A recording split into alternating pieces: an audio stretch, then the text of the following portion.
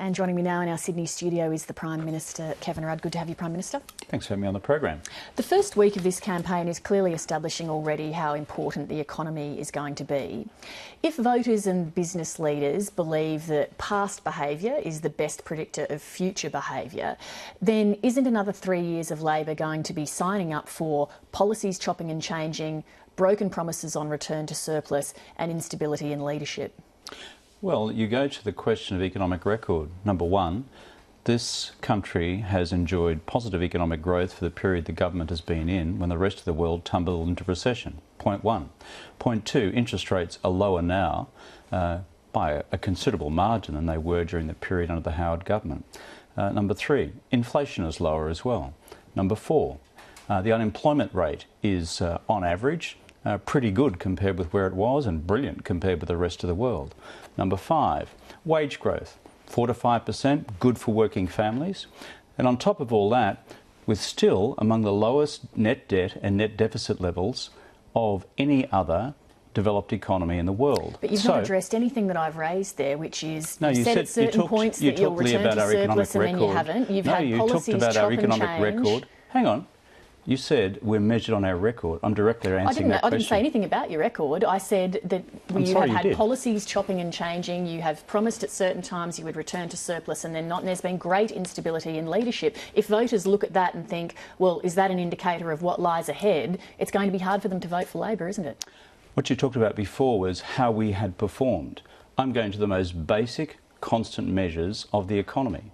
They are growth, they are employment, they are unemployment, they are interest rates, they are wage growth, they are measures of net debt and deficit.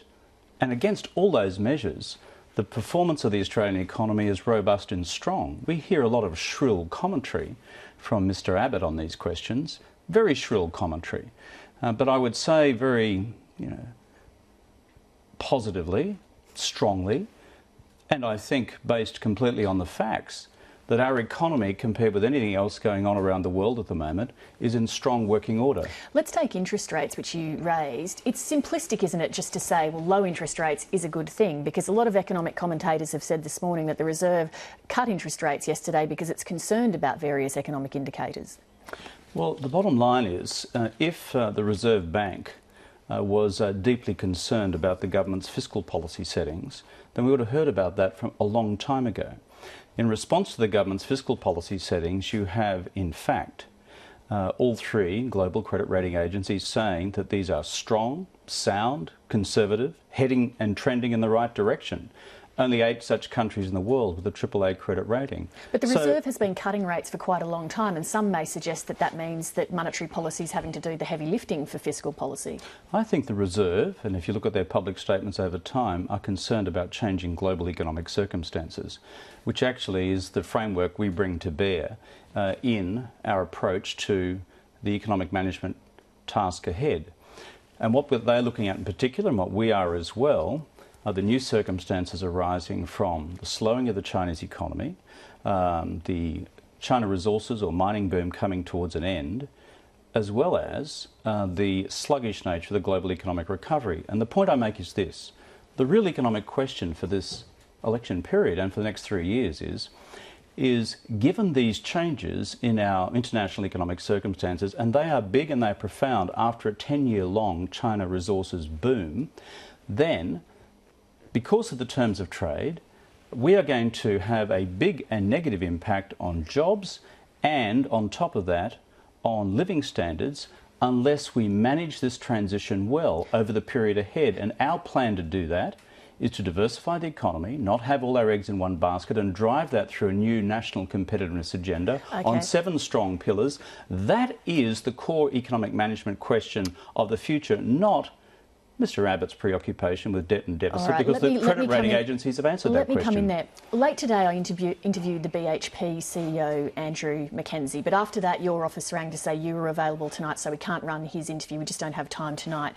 But I do want to play you one clip. You have been inviting me on the program. We have, of course. I wasn't just elbowing my way out of the program. Of course, but we have had to hold... fair to say and absolutely, important to say. Of course. But we have had to hold his interview over. I do want to play you one clip of it, though. Sure. Do you think that Australia is transitioning out of the resources boom? Not at all. I think maybe some of the best days are ahead of it. I believe, obviously, as you're hinting, that the resources industry has been pivotal to Australia. But as we go forward, demand continues to increase, and everything is for Australia to play for. That obviously is a different view to what we're hearing from the government at the moment, with them saying that they believe that the resources boom is basically over, that China is over in terms of, you know, the big days of China's growth, and that we're now transitioning to a new phase.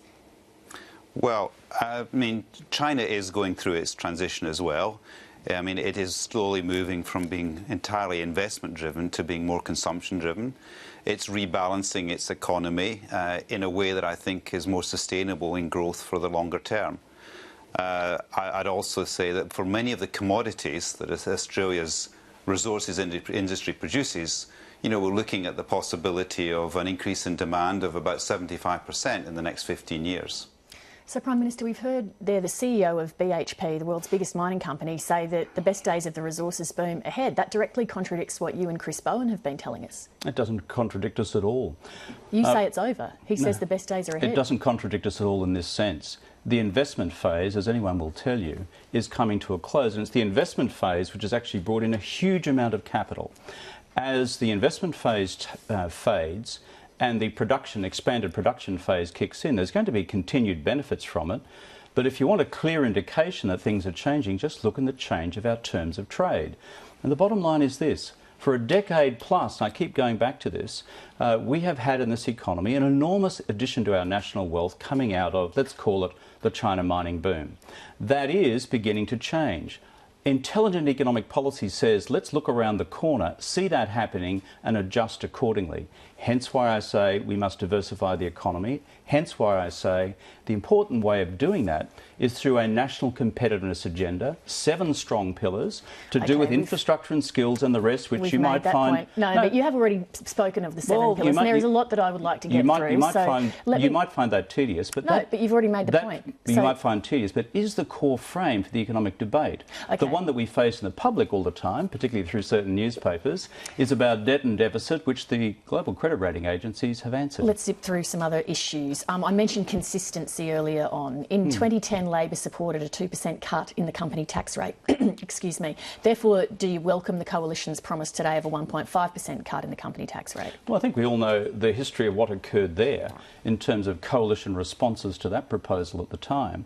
As for this one, I find it quite remarkable that on the one hand, Mr Abbott is coming out with this proposal, which he's kicked around for quite some time. I'm just asking if you back it. No, I don't. And the reason I don't back it is, on the other hand, he's giving a 1.5 percentage point levy onto business to pay for what might be his paid parental leave. But broadly, do you support a cut in the company tax rate? Our economic circumstances at present do not permit that. And we are dealing with a fundamental discipline of how do you manage our finances in a responsible manner over time, given the sluggish nature of the global economy, without cutting jobs and without seeing large-scale cuts to basic services and health and education. Therefore, you've got to get these things in balance. And the other thing I noticed today, apart from the fact that no one really seems to be scrutinising the $70 billion absent in terms of any detail on cuts to jobs, health and education by Mr Abbott, is we now see floated up in the pages of the Fin Review an increase to the goods and services tax, and on top of that, an expansion of its base, and I presume that only means expanding it to food. So that's their approach to how you manage tax policy.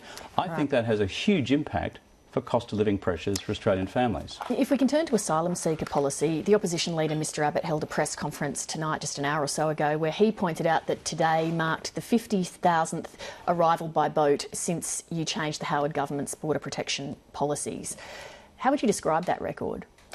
The government, when it was elected in 2007, was elected on a series of commitments which we then proceeded to implement. And as we discussed during our last interview, external circumstances changed, particularly in terms of instability in a number of countries, not least the civil war in Sri Lanka and the period 2009-10. And what we saw was an enormous change in terms of the number of people wanting to come to this country. Therefore, you must adjust policies over time. There is nothing fixed in stone about a particular policy settings as the facts around you change. But that answer presumes that in the Howard years that there were no external factors that came to bear. When we know there were wars in Iraq and Afghanistan that were displacing tens of thousands of people, there are always international external forces. Which is why they constantly change their policy. There are always external forces at play. The difference was the change in the domestic policy. Now, the frame in your question, Leigh, is that about policy consistency. Mr Howard changed policy on asylum seekers on multiple occasions in response to changing circumstances. Guess what? So do we. That's what the national interest demands of the government of the country. And as for our challenge today, it is this. How do you get the balance right between a humane approach to dealing with asylum seekers, to dealing with refugees, and to ensure that we are honouring our international obligations on the one hand, but not allowing a set of policy circumstances and international circumstances to result in hundreds and then thousands of people drowning at sea? And that's why we attack the core of the people smugglers' business model. What yardstick are you using to evaluate whether your PNG and Nauru policies are working? Well, over time, and remember when we launched this policy only 3 or 4 weeks ago, we said that this would take quite some time to take effect, that people smugglers would challenge the business model, and we see lots of evidence of that in recent times as well, that over time we expect there to be a reduction in the number of people smugglers seeking to bring people to Australia by boat. Do you have benchmarks in terms of time frame, numbers? No, and parallel to that, as I've said, and particularly for your audience's benefit, that as this policy is successfully implemented, you would see then an increase in parallel terms in the number of refugees we take from the official humanitarian program from camps all across the world. We've increased it from 12 to 20,000 so far, 20 to 27,000 in the future if we get this policy properly implemented. And therefore we're dealing with the humanitarian dimensions, the practical questions of maintaining our border security and making sure that we're doing everything possible to stop people in their thousands drowning at sea. When you announced the election, you unveiled Labor's slogan, A New Way. You've been in government for 6 years. The public has had 6 years of your way. Why would voters accept that now you're going to have 3 years of a new way? They've had your way. Well, can I put it to you in these terms? I've just, in our discussion on the economy, put to you pretty clearly what I see to be the new set of economic challenges we face. But it's the same people dealing with them. Hang on. The new set of economic challenges which we face, which requires a new set of policy approaches to deal with them. This is a decade-long boom which is coming to an end, and it would be irresponsible of me to say to all people watching your program that therefore we should simply continue policy as it's been given the changing circumstances. It's the same party. A new way to deal with the economy. It's the same party, it's the same MPs in the Parliament, it is the same donors who fund your party, it's the same unions who back you. It's not a new way. You just referred then to the Australian Labor Party, and a new way of managing the Labor Party is to change the rules for the election of the leader. We did that in the last few weeks. On top of that, we need a new way also of dealing with the proper funding of our schools long term, hence the Better Schools Plan. We also need a new way for dealing with people with disability care, hence what we are doing with Disability Care Australia. This is what I talk about as a new way, but there's one overall point about a new approach to politics in this country, and it's this. Australians are sick and tired of wall-to-wall negativity. They want people to be positive, and you know what else they want? On the economic agenda I put forward before, which you weren't keen for me to run through again, the 7 pillars of our new national competence agenda. I'm not keen for you to run through it again now either. Well, no, you for the third time. No, I haven't actually gone through it at all in this interview, Leigh, and you know that, is for it to be brought about effectively. The new way is this: business, unions and government round the table working together. Okay, instead of at each other's throats. That represents old politics and an old and negative approach. If the public's tired of negativity and division, would you invite Julia Gillard to join you on the campaign trail to try to sell Labor's record and policies in the same way that you helped when she was Prime Minister? Julia would be welcome to participate in the campaign in any way she chose fit. And as you know, and when I've been asked about Julia in recent days, I've been very direct and very frank about the positive role she's played in our party and the contributions she's made to disability care policy, education policy and the measurement academic standards of schools. Great achievements. Let me ask you one final question. On your stoush with Rupert Murdoch this week, I don't recall you complaining about bias or corporate agenda when he backed you in 2007. If you look carefully at the events of 2007, what you will see, Leigh, written right across the newspapers that time, was a whole series of negative attacks, negative articles, including the most personal attacks on me and my family in the years leading up to that election. You seem to have forgotten those in this discussion. I could list those for you one by one, which went to my wife, her business, and the rest of our personal affairs as well. So let's put that into a bit of context. The second point is this. I have not said anything about Mr. Murdoch doing X, Y and Z. What I've said is he owns 70% of the print media in the country, fact one. Fact two, day one of the campaign, through his principal masthead in Australia, they say this government must go. Thirdly, he says so through his own direct statements that he wants Mr. Abbott to replace me as Prime Minister. That's fine. That's his democratic right. It's a free country. But the question that I've posed through this is simply as follows. What is underneath all this? Is it to do with the National Broadband Network representing a commercial threat to Foxtel? I've seen some commentary on that, and I've only just been looking back on the files today and discovered that, in fact, Mr. Abbott's NBN policy was launched at the Fox studios here in Sydney. I would like to hear some answers to what discussions Mr. Abbott may have had with Mr. Murdoch on the future of Australia's national broadband network. Prime Minister, thank you for your time tonight. Hope to see you again in the campaign. Thanks very much, Leigh. And that interview clip that I played there for Kevin Rudd with the BHP Chief Executive Andrew Mackenzie, the full interview will be played tomorrow night.